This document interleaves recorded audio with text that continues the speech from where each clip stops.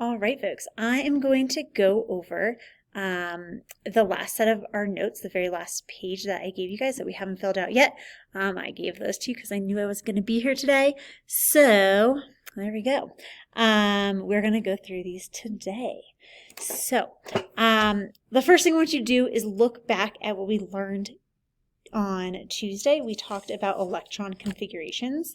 And so just kind of refresh yourself on what those mean, and I'll give you a little refresher too, because we're going to need to use those again. So you are going to need to know how to write an electron configuration to do this next thing. And remember how we read electron configurations is we're just reading across the periodic table, and the electron configuration tells us where every single electron is going to be, and we know that every electron lives in a different cloud, and those clouds come in different shapes based on where they're located on the periodic table. And so our first energy level always starts off with an s orbital, and we can fit 2 electrons in that s orbital. So it's 1s2, because I can fit 2 electrons in there, right? So if I'm just writing out all the electron configurations for the entire periodic table, I'd always start at the beginning and say 1s, and then I'm going to put 2 because 2 electrons can fit in there, right? And then if we go on to the second energy level, I'm going to say second energy level. You don't need to do a comma, you don't need to do a dash, you just keep writing. Again, we're always starting in the s orbital. And this section right here, and if you want to add this onto your periodic table if you have not already, I kind of labeled mine a little bit. This section, well, and helium over there, are all s. So this whole section right here is my s orbitals, right? And all of them can hold 2. 1, 2, 1, 2, 1, 2, 1, 2. So the periodic table, remember, it not only is an element holder, but it's also an electron holder, and this tells us that in this s section of the periodic table, we are holding 2 electrons in all of these s orbitals. So if you want to label that on there, you should. You can use that on your test. Hint, hint, wink, wink. Mine do not have this labeled on it, so that means you have to have your periodic table. So if you've lost yours, maybe print yourself out a new one. It's on Google Classroom. You can print a new one. But anyways, if I'm reading through, I'm in the second orbital, the second energy level, energy level, the s orbital. So I would write 2s, and there's 2 electrons that can fit in there, 2. I'm going to continue reading, and remember, you read like a book straight across. This is also the second energy level. We always identify the energy level, even if it's the same as the one before. And we're in the p orbital.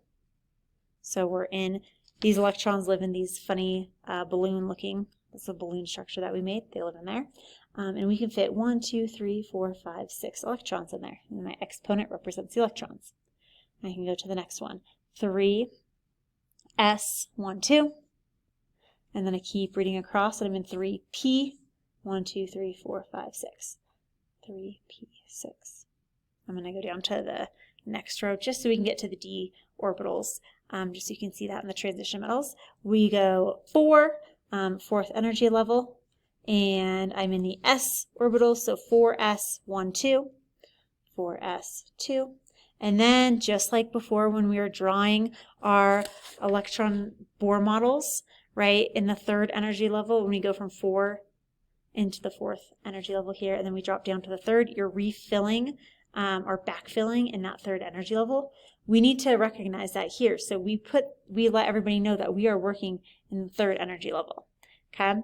And then all of the electrons that live in the transition metal area are all d electrons, d orbitals.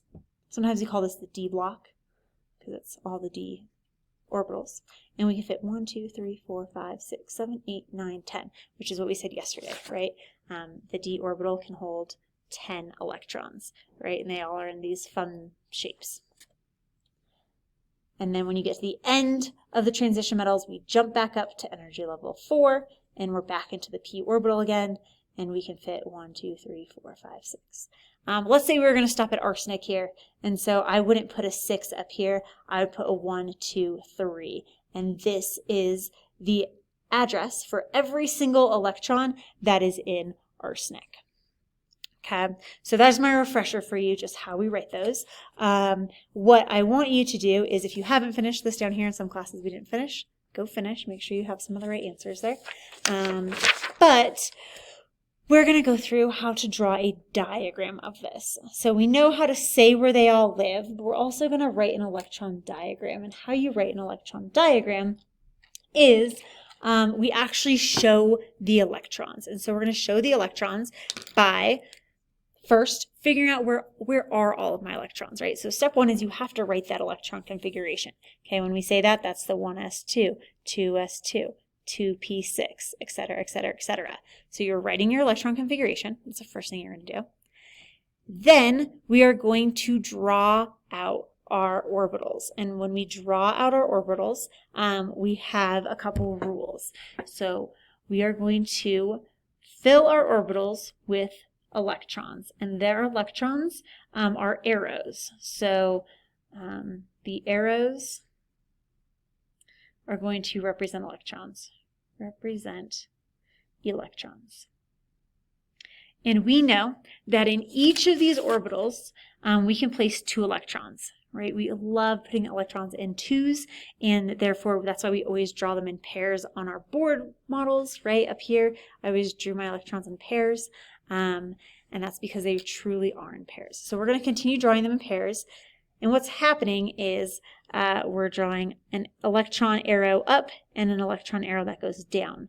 Because yes, they are in pairs and they live in the same space, but they're actually spinning in opposite directions, okay? One electron is spinning one way around and the other electron is going the other way around, right? So that they can avoid each other because they're both negative. They don't want to be next to each other. They repel one another.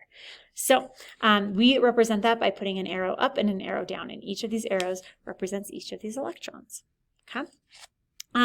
So that's the first rule, is we're going to fill our orbitals with electrons, and we're going to use them with arrows. We're going to use arrows to represent them.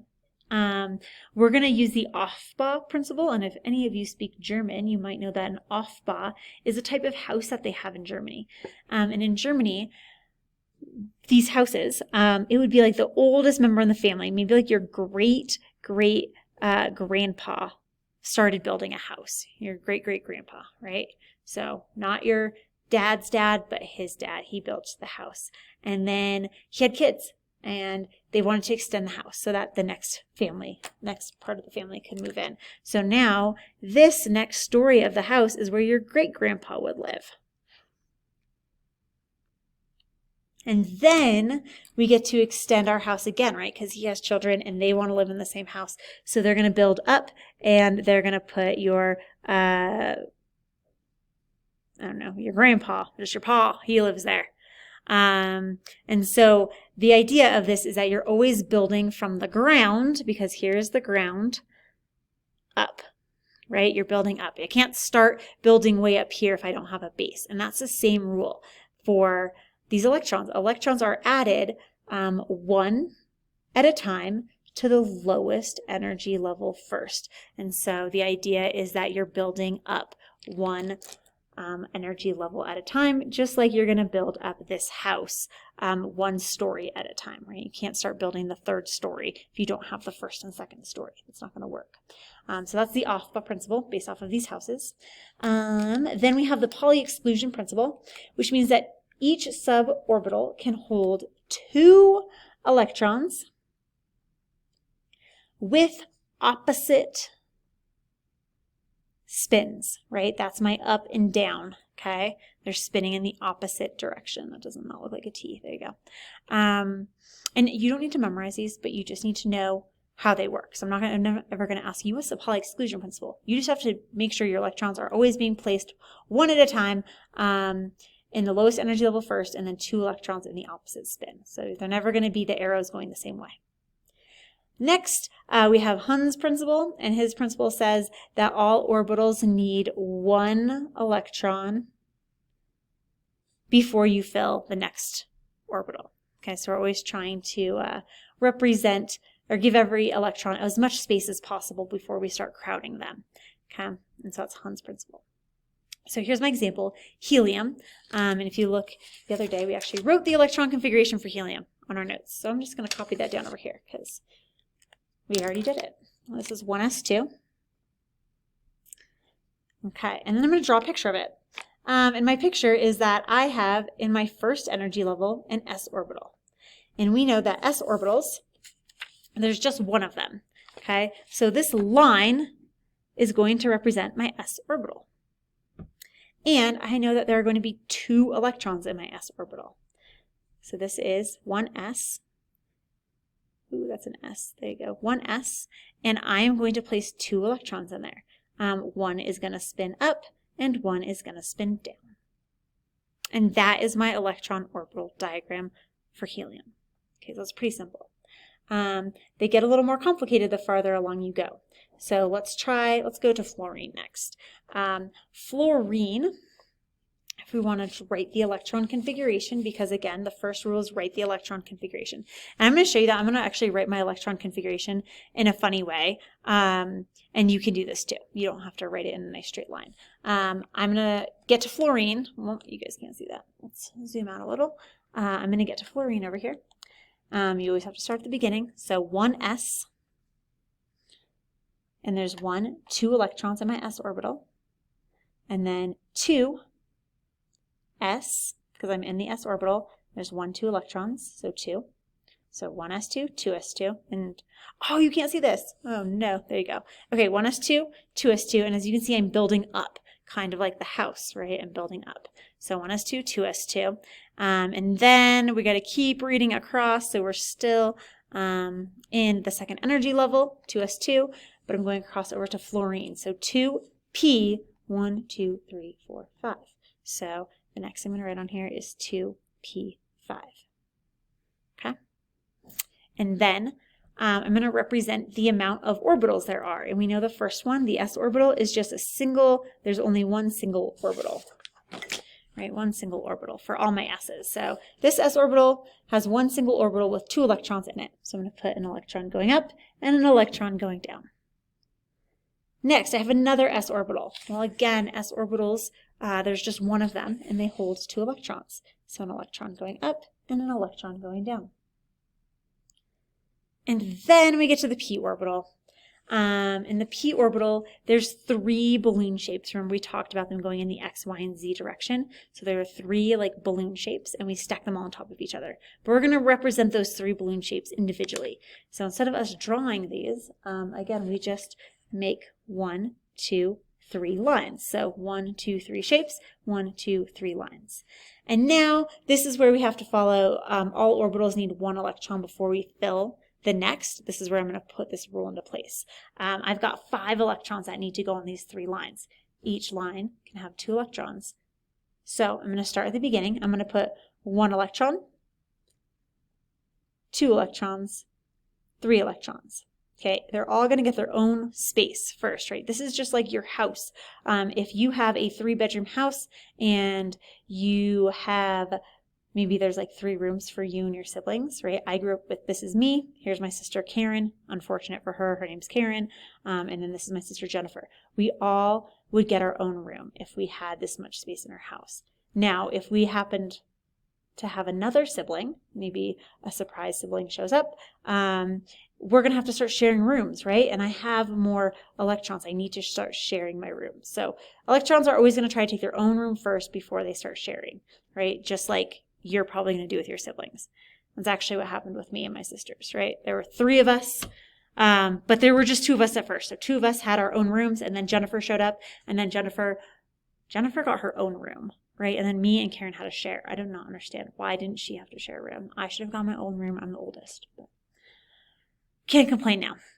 Too old, I guess.